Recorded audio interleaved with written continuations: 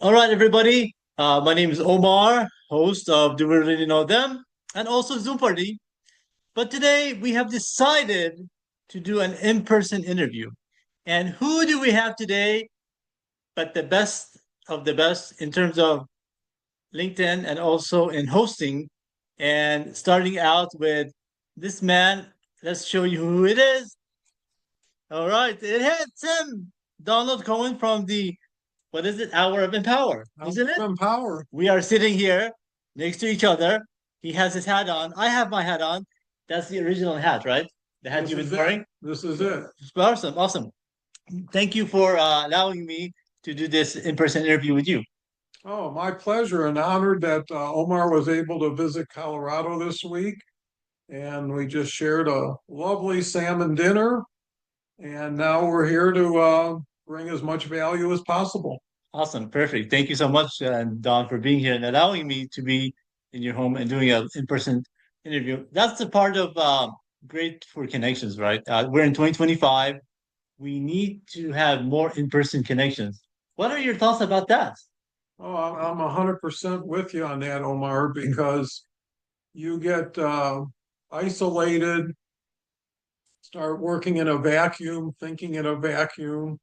And until you actually get to be with someone beyond just a specific question and answer, where you can explore learning about past and interests and other things, it gives you a fuller profile of the individual you've been talking to.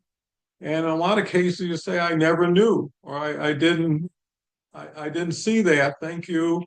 Because now it really complements the picture. Exactly, exactly. What is something that you've seen? Maybe you're right what you said there. You know that when you meet somebody in person is different. Have you noticed anything? I'm probably your first guest in person, right? Am I right, Donald? Yeah. First person from LinkedIn that we met, and is there some things that you've noticed, or am I pretty much the same from online? Because our viewers want to know if we meet people, most of the time they're the same, right? Yeah, that's a good point. But when you usually see people like on live streams or LinkedIn, Yeah, it's the same person you've been talking with and relating to because that's how you've been doing it with everybody. But yeah, when you actually see somebody in person, you pick up different mannerisms, you get understanding that you wouldn't have the other way, and you have time that you can go off and talk about hobbies or interest or past. And it actually adds more value than if it's just to the point, to the question, to the topic. Because I think at the end of the day, people relate to people who make them feel comfortable, who are open to hearing what other people have to say, as opposed to being so focused on teaching or telling. And there's tomorrow. One thing about social media, it never ends. yeah. It's there whenever you want it to be there. So what do you do when you're there? And to me, and me and Omar were just talking, it's the longer, deeper relationships that have the greatest value. To have millions of connections and no one really knows what anybody's doing or works with anybody, it's a lot of vanity. So, anyways, long answer to a quality question. Exactly. That's amazing. Definitely. Yeah, I mean, when we met in person, we talked, and also I learned he's also from my background of Yugoslavia, Mm-hmm. which is something amazing. You have deep conversations in person than online, right?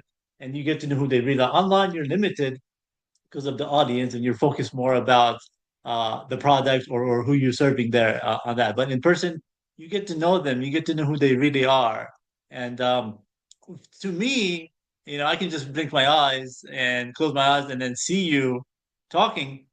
It's the same person as online, I see your image, I see your picture, I see you here. It's the same person, so there's no difference in that, just get out there. Your thoughts on that, Mr. Cohen? Oh, well, I grew up in a age of doing business in person. There was no internet when I started, and there was no social media. So if you wanted something, you went out to get it. You had to go to conferences or conventions. In most cases, you had to make appointments for lunch or to see somebody in their office. So it took a lot more networking, a lot more persistence, and keep calling, and also gave you more motivation to have better social skills. To know how to act in certain situations, how to relate to people, how to listen, because people like doing business with people they like. So if you're not likable or you don't appear to have an interest in what their interest is, uh, you don't get too far. Online, it's just let It's it loose. There's a world out there. Even a broken clock tells the right time twice a day. So right. you can get lucky. Exactly. Yeah, you're limited online, as you said, but when you meet a person, you really see the value of the person who they really are, right? Um, I know you mentioned that you always did in person, and then during COVID, how was COVID for you in terms of the social media? Did that really impact you or impact you in using LinkedIn more? I know you mentioned that you've been on it since 2015, right? Hmm. So how did COVID affect you? Like it affected a lot of us. For me, the Zoom Party show was a big name in COVID. I That was a blessing that I was able to create a game show. Can you recall us the memories of you Sure. during COVID? And that's actually when I was getting more involved with LinkedIn to begin with. So when COVID came, what I saw was a different attitude, especially the first few months where people were giving things away. People were trying to help each other. People were going through a lot of confusion and frustration. So it was like a safe harbor. The other element, all the physical people couldn't get physical anymore. So people were going to Starbucks and Paneras and meeting. That was gone. So they had to come here. And then when people got more to work at home, they started getting more LinkedIn oriented. So I saw a big influx of non LinkedIn people coming to the table. And after a while, uh, as technology improved, especially live streaming, although you can't do what Omar did and fly to everywhere and meet people, live streaming got people in your living room with you. So that was better than posting and having a comment show up and a reply. And you did get to see people. You get to see how people react. That's why Hour of Empower was all improvised. There is no script, there is no outline. You start with a word, and then wherever someone wants to take it, that's where you go. And it puts everybody kind of to be a little bit more aware because you don't know what is going to happen before you or being said. And it shows you how you can respond. And it also shows you how you deal with people. I don't believe anybody come on our show should say, I disagree. No one really asked if they agreed, right? It's easier to say, well, I have a different opinion, or here's my opinion. So it's the gracious people, the people who honor other people, because how people treat other people is how people are going to treat you. So when they talk about people a certain way, that's how they're talking about you. And after a while, you don't want to bring them into the circle because it's a negative to everybody around. So, it gives you a little bit more awareness of, is this a good person? And is this a person who isn't putting on an act? Exactly. And when people come to visit you and people come and do something for you, you feel obligated in a good way to return the favor. Yeah. I have a rule, it's the two-step rule. I take a step, you take a step. You take a step, I take a step. But nobody takes two steps, Yeah. right? Once you stop returning the call, you don't get any more calls. So, and the other thing, once you start making calls, you never stop making calls. So there's a psychology to it.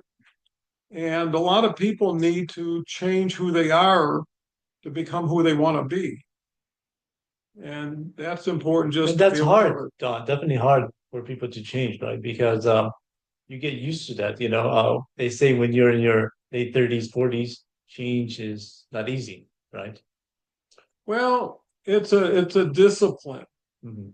It is. It is a discipline, definitely. It's like exercise. Yeah, You exactly. got to be It's a consistent. training. It's a Yeah, training, and let's you say. and you got to embrace improvement, Yes, exactly. right? People, I always say if you try something new, you can go back to what's old. Yes, exactly. And what did you lose? But a lot of people are afraid because they can't get out of their own way. And the comfort zone too. A lot of people like, for me, it's not comfort for me to fly and come to Colorado and meet strangers, but I did it to get out of the comfort zone, you know. That's something everybody has to do. And once you do that, it's not gonna be easy, but do it. So somebody one time said, Donald, to be comfortable, be uncomfortable. I've seen Hmm. it somewhere, maybe on social media. And the way to get comfortable is to be in uncomfortable situations, because if you guys are in the same boat, same situation, living for 40 years, 30 years, 60 years, no change. Yeah, you might be in that stable mode, but I got bored in that. So I wanted to change it up a bit. So have that ability to go out, see people change around. Not everybody's able to go and travel to see the people. Then online is beautiful. But if you're able to and have the means, I would say so. Yeah, you know, maybe somebody's in the same state as you, same city as you, right? Fly, travel, drive, and see them, even if they're half an hour away from your connections. The point is to see people. Right now, we're post COVID, right, Donald? And Hmm. we're able to go visit people. And yeah, your thoughts on that? Well, some people are people, and some people aren't. Yeah, people pleasers, right? Yeah. And, you want to take a relationship to a higher level, Yeah, and it's not guaranteed. So if you go see somebody who's got a negative attitude and isn't very friendly, it won't make for a very good trip. yeah, So having a relationship or a foundation already in place when you see people, and I would say some advice to people starting out on LinkedIn or trying to get better is focus on 5 or 10 key people in your group and don't worry about everybody else, and start working with people, even if it's supporting what they're doing. If you comment on somebody sincerely, they'll see it.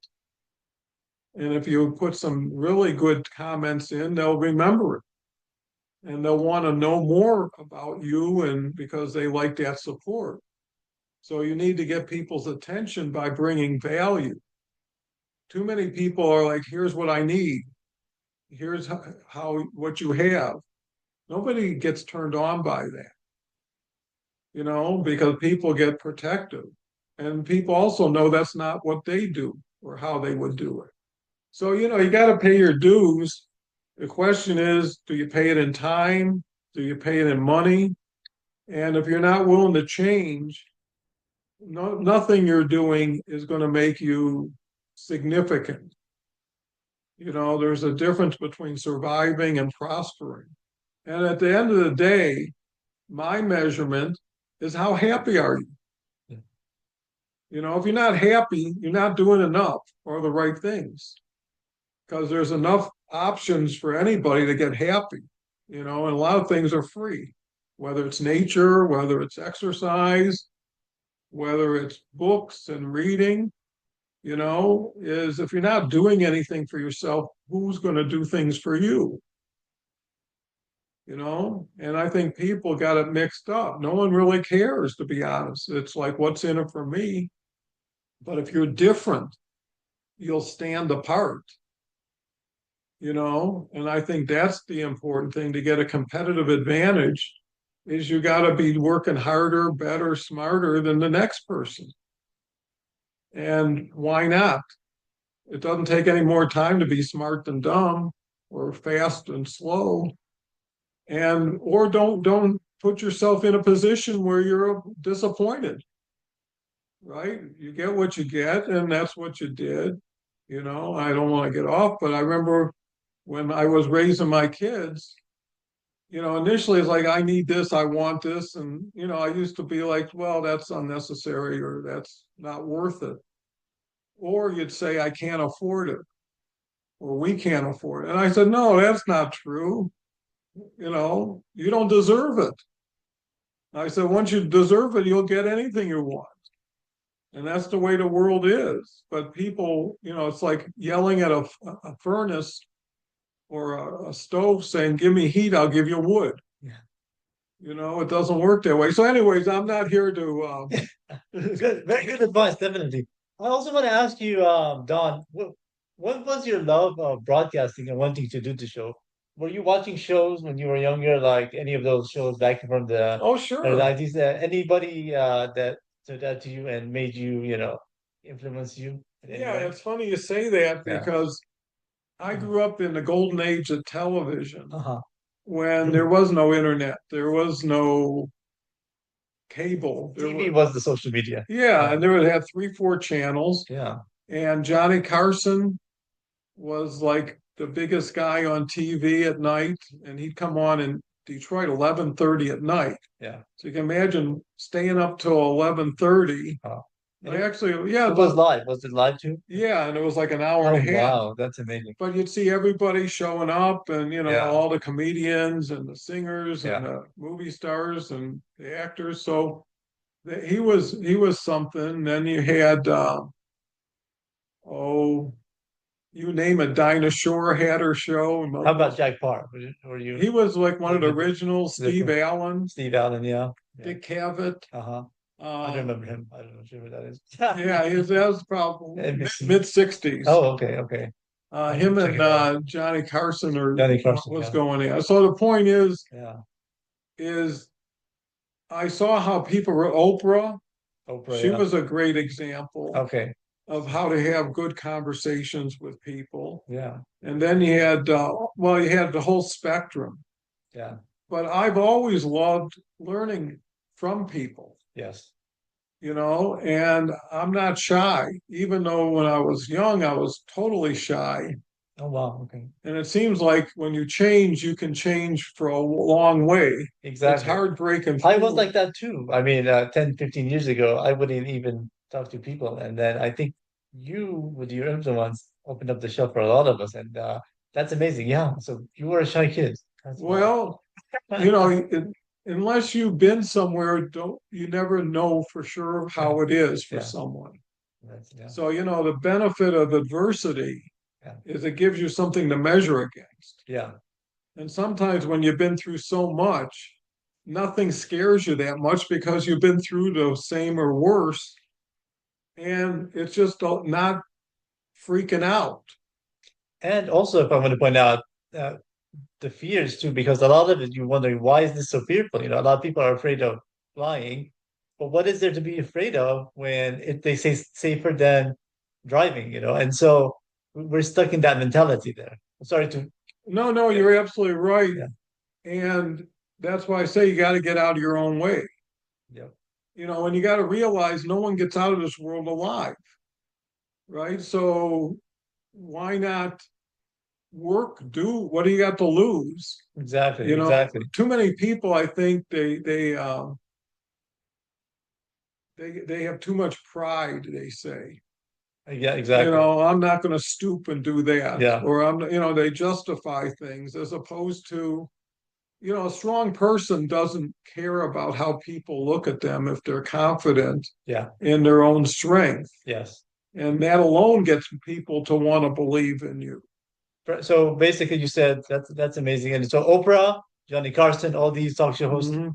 gave impact to you, but that was like maybe 30, 40, maybe 50 years Yeah, ago, I think way, way most of back. my experience was business. Business, okay. Where I flew to big conferences, were Uh-huh. part of significant groups. Yeah, And when you're around really very successful people, you learn from them. What you thought of them isn't true. yeah, Most of them are normal people who are significant in business. yeah. but they don't all have jets and they don't, you know, I had a partner that would be considered a billionaire today. Yeah. He never bought a new car. He always bought a car 3 years off of lease. He bought a nice car. Yeah. But he said, why would I pay the depreciation? And I get a car with 20,000 miles on it, a nice Mercedes or a BMW. Yeah. And you know, and he didn't wear an expensive watch and he didn't have expensive clothes, even though he had enough money.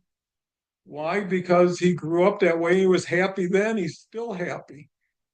You know, Warren Buffett's still living in the same house he bought 45 years ago on a street corner in Omaha. Yeah. Why? Worked then, it works now. And at the end of the day, is that your passion? You know, where you live, what you drive? When it's really who you become that's important, not how much you make. That's awesome. Yeah, exactly. That's right.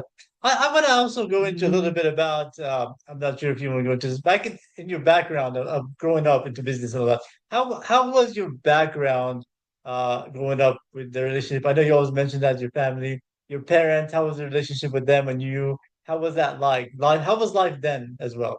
Life was challenging. Yeah. My father was a veteran who passed away when I was 8, Oh, and my mother had to go work. And back then it wasn't easy, and I had a sister. So you grow up kind of fast, and you got to take care of things on your own. And at the time, didn't seem fair. And you can feel sorry for yourself, and you can come up with all kinds of excuses if you want to. But one thing I found is adversity, either you overcome it or it overcomes you. yes. And you lose your innocence early. But from that day on, tell you a funny story. Please do. Pete, Yeah. Then we'll edit this part. okay. Yeah. And then, yeah, go ahead. Oh, you know, there was when my father passed away, people would come over to the house that week to pay their condolences, you know, bring food and, Yeah. you know, everything else. So I was 8 years old, Uh-huh. and it was a hot day. So I'm outside on, you know, on the lawn, Yeah. too hot in the house. And this couple comes up to me and says, you know, I really feel sorry and blah, blah, blah.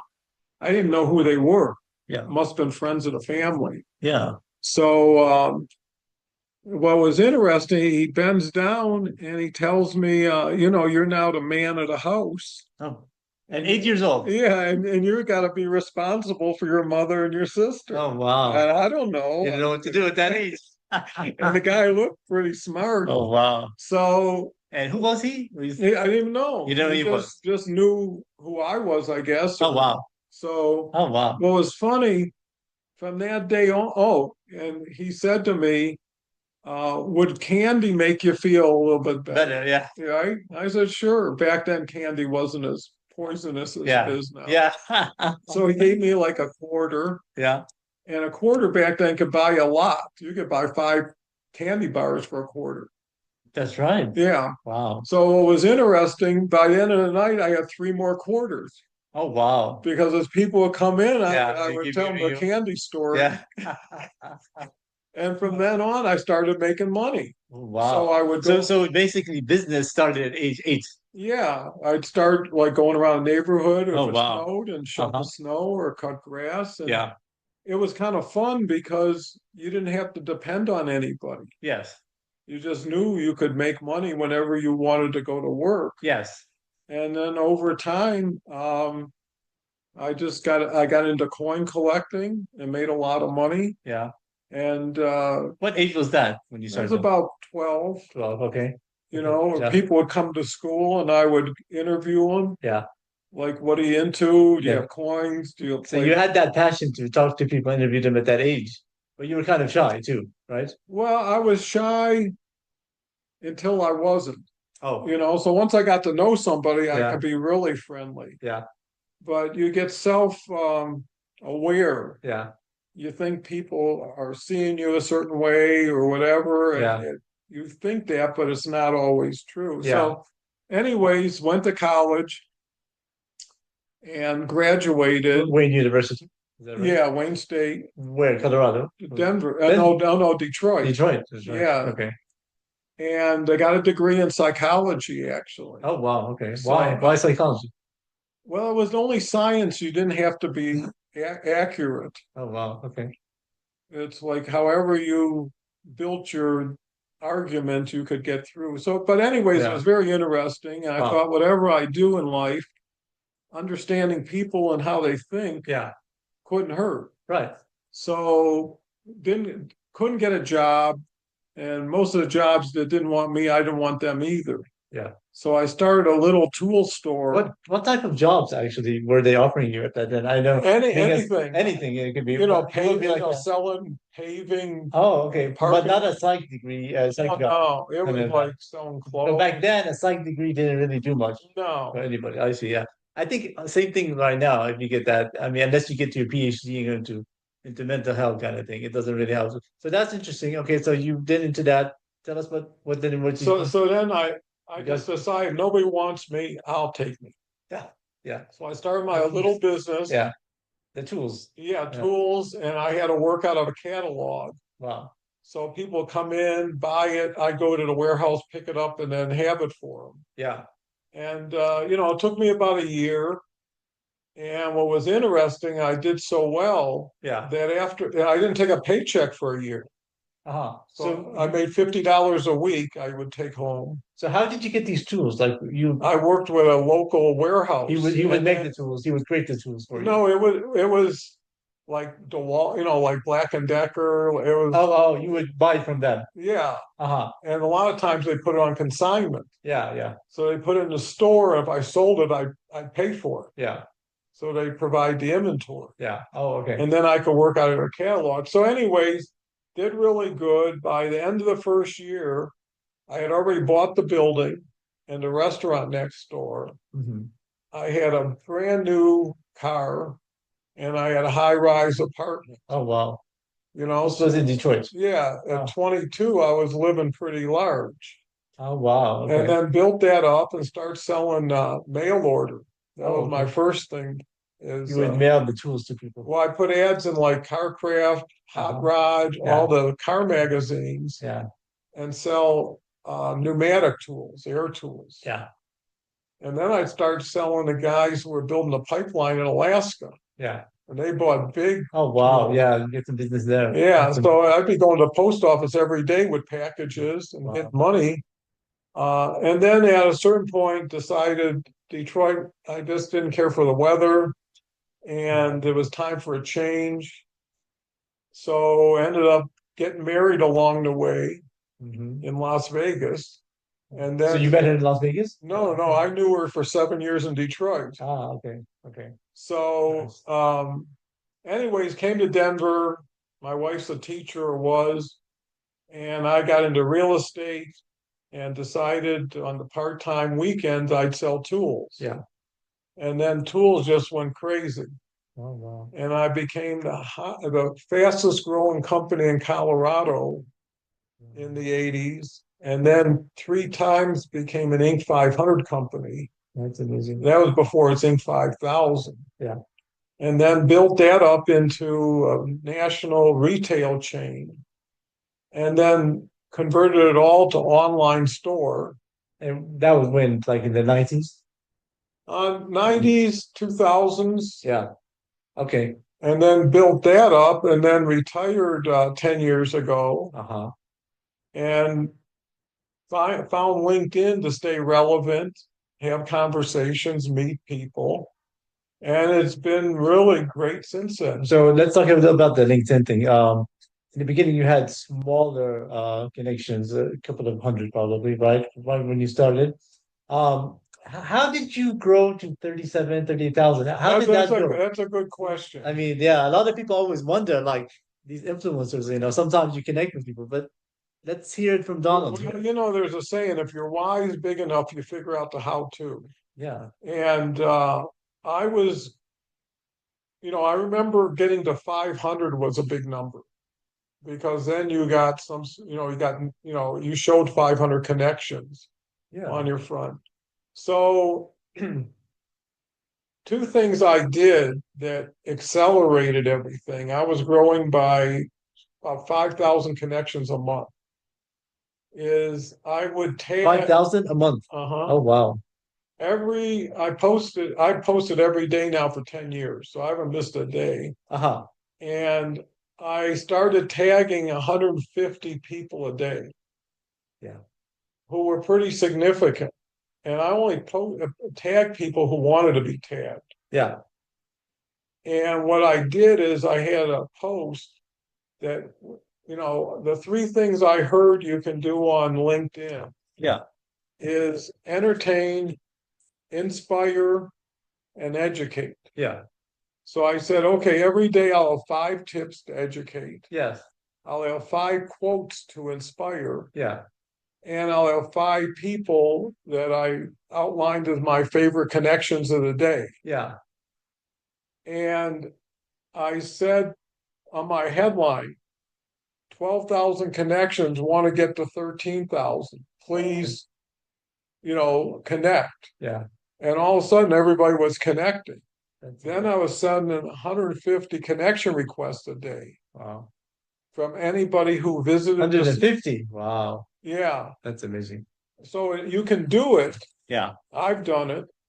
And LinkedIn is all about how well you do things. Like I Yeah. was mentioned Omar earlier, I've got 4 newsletters To that now have 31,000 subscribers. wow. Wow. So when you have newsletters, live stream, 35,000 followers, Yeah. posting 4 times every day, Yeah.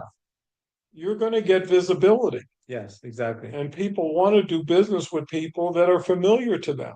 Right, exactly. That's amazing. That's amazing. So we talked a lot of things there. We're almost going to end this program. And it's amazing. If you want to connect with Donald, I'll put the links at the bottom there. You can always connect with him. He's on LinkedIn. He's on now on Thursdays at 11 Eastern, right? 11 Eastern.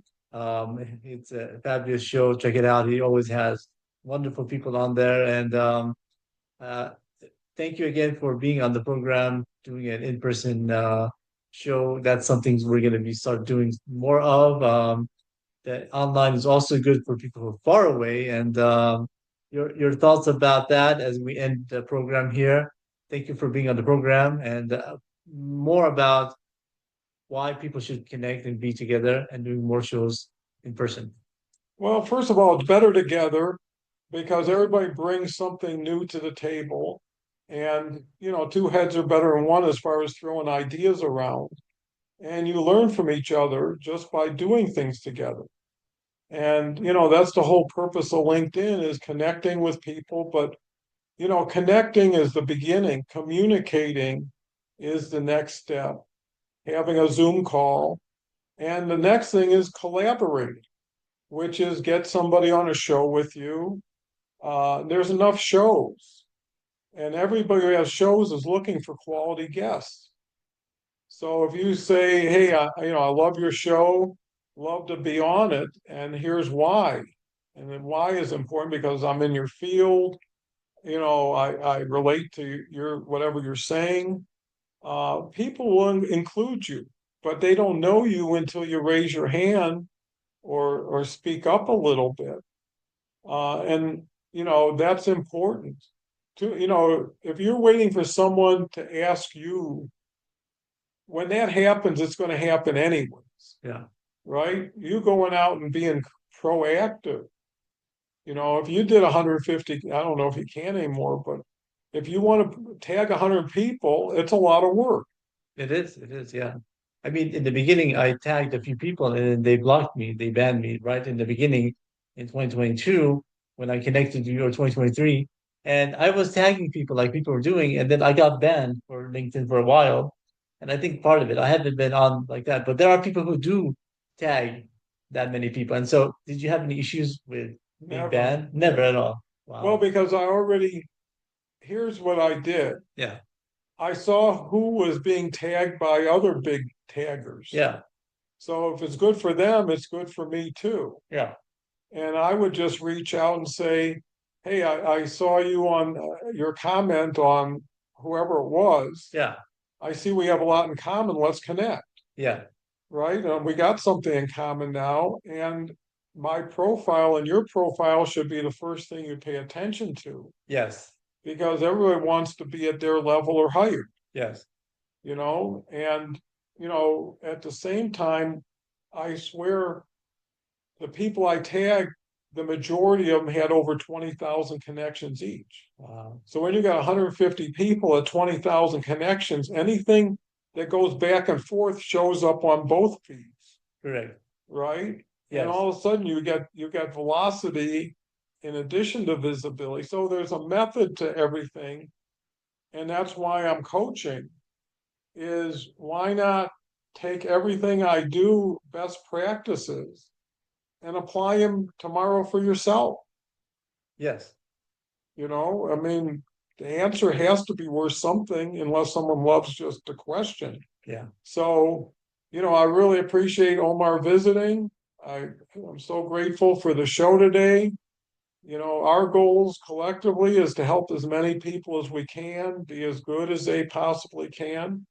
And we're always open for suggestions. So feel free after the show to reach out to either one of us with a comment and gladly respond. Perfect. And that was the great Don Cohen from the Hour of Empower. You can catch him on Thursdays, like he said. And amazing that we're able to do this program in person in Colorado with Donald. And I want to say goodbye, Donald. Say goodbye to Goodbye, everybody. everyone. Thanks for joining us today. Thank you again. And this is Omar again from Do We Really Know Them? Watch our episodes. See ya. Bye.